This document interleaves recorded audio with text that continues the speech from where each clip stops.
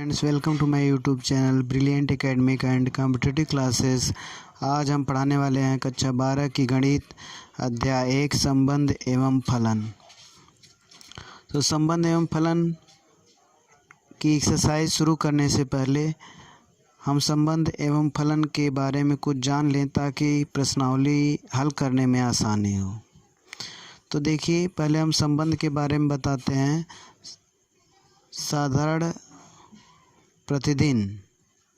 साधारणतया प्रतिदिन आप ये सुने होंगे कि मोहन सोहन का मित्र है, ठीक।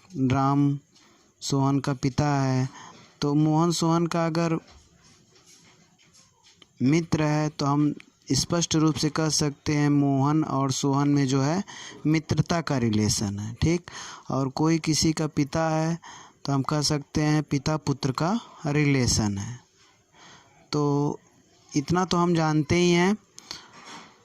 तो आइए ऐसे संबंधों को कॉपी किताब के माध्यम से समझें तथा इससे संबंधित प्रश्नों को हल करें। देखिए, पहले परिभाषा देख लेते हैं। संबंध की परिभाषा: दो वस्तुएं परस्पर संबंधित होती हैं यदि उनके बीच एक अभिज्ञेय कड़ी हो। अभिज्ञेय कड़ी से मतलब क्या होता है?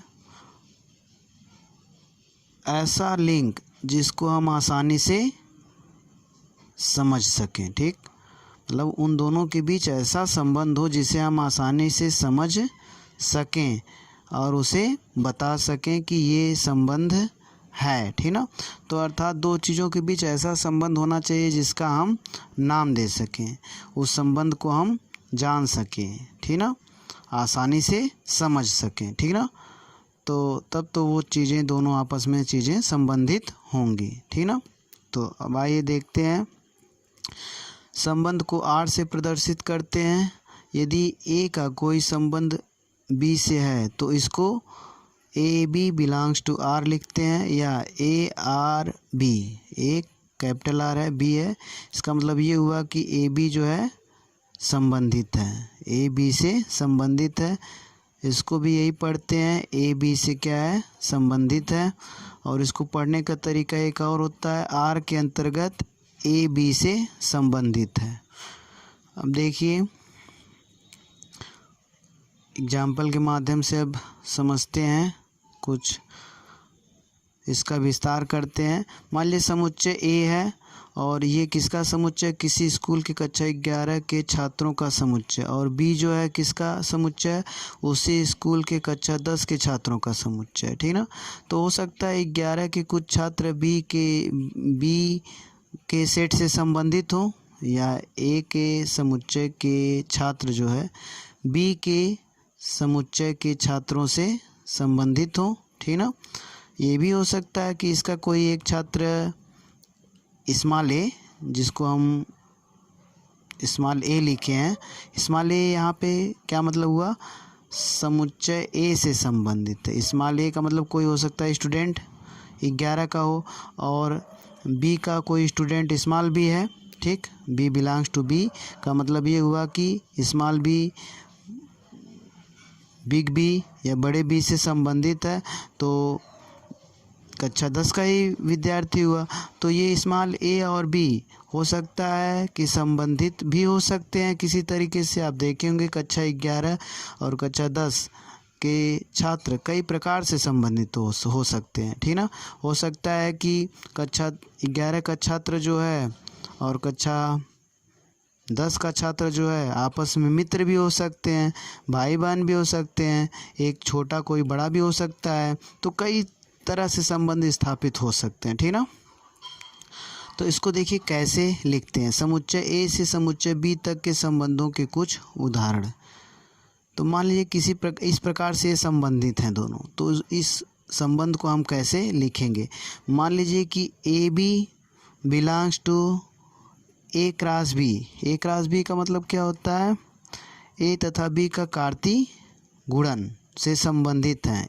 ए into A B belongs to A cross B से ऐसे संबंधित हैं सच दैट ए बी का भाई है। ए क्या है, बी का भाई है। ठीक, इसको एक बार और देख लीजिए, A B belongs to A cross B such that A B का भाई है। ए क्या है, बी का भाई है। तो हो सकता है कक्षा 11 में जो है बी का भाई पढ़ता है, ठीक, जो कि ए नाम दिया गया है। या ऐसे संबंधित हो सकते हैं कि A B belongs to A cross B और ए क्या है, बी की बहन है। ठीक, और ऐसे भी संबंधित हो सकते हैं कि A B belongs to A cross B और ए की आयु बी की आयु से अधिक है। तो किसी प्रकार से रिलेशन हो सकता है दो लोगों के बीच। ठीक, और नहीं है तो कोई बात नहीं, अगर रिलेशन है तो किसी प्रकार से है। ठीक, तो उसको ऐसे लिखेंगे। देखिए, अच्छा, कुल संबंध अगर ए और बी या सेट ए और बी, समुच्चय ए और बी है, दो समुच्चय, तो उसमें कुल संबंध कितने हो सकते हैं? दो समुच्चय है तो उसमें कुल संबंधों की संख्या कितनी हो सकती है? ठीक ना। तो हम एक छोटा एग्जाम्पल लेते हैं इसको बताने के लिए। ठीक ना, तो आप देखेंगे कि छोटे एग्जाम्पल से ही कितना बड़ा हो गया। तो हम ज़्यादा नंबर नहीं लेंगे समुच्चय ए तथा बी में, ऐसे सेट लेंगे जिसके अवयव क्या हैं, कम हैं, ताकि हम आसानी से आपको समझा सकें। ठीक, तो यहाँ देखिए ए के अवयव मान लीजिए कि 1 2 है और बी के 3 4 हैं। तो यन ए मीन्स कि 2, 1 2 एलिमेंट हैं ए के समुच्चय में और बी के समुच्चय में 2 अवयव हैं। और ए क्रॉस बी या ए तथा बी के कार्तीय गुणन आप 11 में पढ़े होंगे इसको। देखिए 1 3 1 4 और 2 3 और 2 4 होते हैं, कार्तीय गुणन है, उसको ए क्रॉस बी भी कहते हैं या ए तथा बी का कार्तीय गुणन। आप देख पा रहे हैं इसकी संख्या कितनी, 1 2 3 4, कार्तीय गुणनों की संख्या कितनी है, 4 है। तो इसको ऐसे भी लिख सकते हैं, यन से संबंध, यन का मतलब क्या हुआ कि ए तथा बी के कार्तीय गुणनों की कुल कितने में कुल कितने अवयव हैं, 4 हैं। ठीक, तो देखिए अब ए क्रॉस बी के संभव उपसमुच्चय कितने होंगे। अगर इसमें अगर 4 अवयव हो गए तो संभव उपसमुच्चय जानते हैं, उपसमुच्चय निकालने का फार्मूला 2 की पावर जितने अवयव होते हैं उतनी घात कर देते हैं, 16 अवयव 16 उपसमुच्चय होंगे। ठीक ना, तो याद रखिए ये आप ऊपर फार्मूला देख पा रहे हैं, कुल संबंधों की संख्या अगर आपको निकालना है तो ए क्रॉस बी के संभव उपसमुच्चयों की संख्या। ठीक, तो ए क्रॉस बी के संभव उपसमुच्चय कितने होंगे, 16 होंगे। ठीक ना, तो 16 उपसमुच्चय होंगे। देखिए इन सब का मैं उपसमुच्चय भी आपको लिख के दिखा दे रहा हूँ। ठीक, तो देखिए, ठीक, ये 16 जो आपके उपसमुच्चय हैं वो ए क्रॉस बी के उपसमुच्चय हैं। ठीक ना, देखिए तो इसमें देखिए 16 आप अधिक से अधिक 16 रिलेशन हो सकते हैं। ठीक ना, जितने भी उपसमुच्चय होंगे ए क्रॉस बी के उतने रिलेशन हो सकते हैं, उससे ज़्यादा नहीं हो सकते हैं। ठीक, जैसे कि मैं एक रिलेशन इसी से ले रहा हूँ, उसको R1 नाम दे रहा हूँ।